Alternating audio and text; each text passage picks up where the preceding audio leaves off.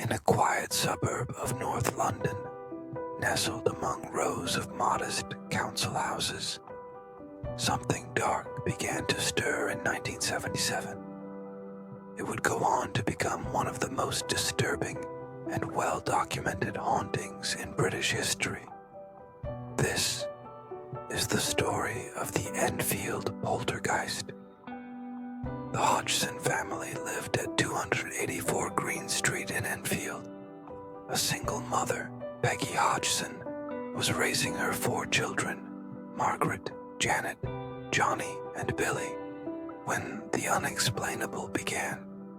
It started with something small, a chest of drawers, moving on its own the first night of terror. It was August 31st, 1977, when strange knocking sounds echoed from the walls.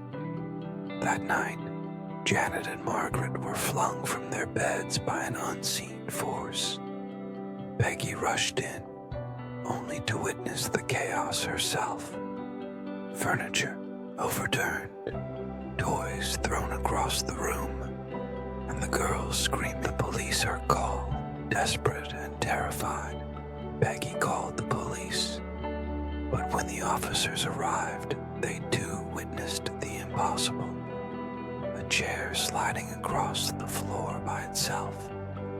One officer even signed a sworn affidavit about what she saw. But the strange events didn't stop.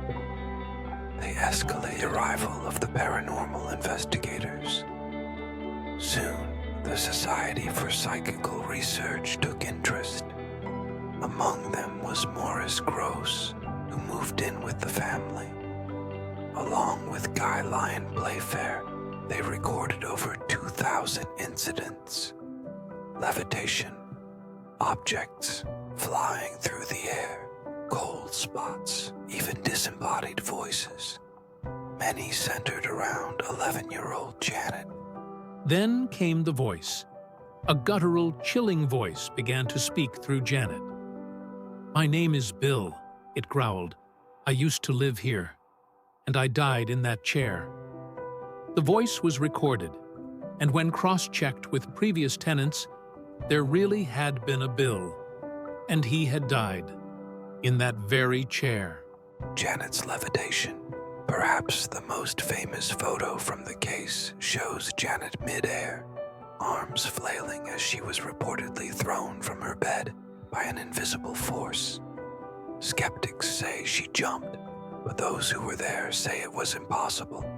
She was being levitated. Media frenzy and skepticism. The media descended.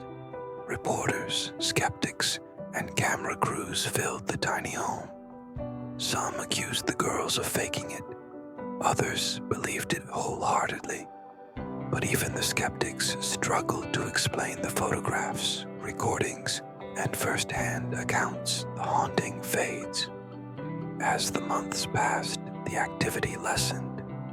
By 1979, it had all but stopped. Janet would later say, "It wasn't us, it was real." And even now, decades later, the case continues to haunt those who witnessed it. Closing summary and final chilling thought. The Enfield Poltergeist remains one of the most chilling supernatural cases ever recorded. Whether you believe it or not, something happened inside that little house. And sometimes, the dead don't stay silent.